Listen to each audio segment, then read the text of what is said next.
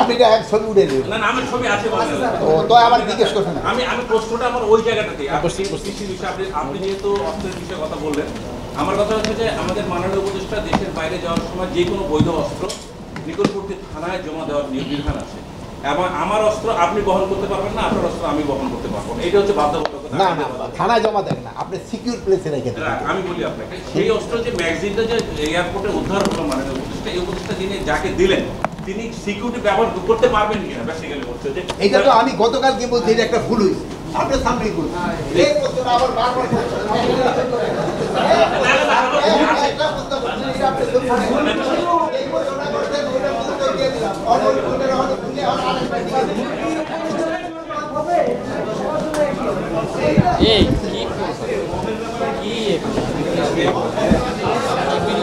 Bundle থাকলে প্রতি সেনমানিতে টাকা বাঁচবে।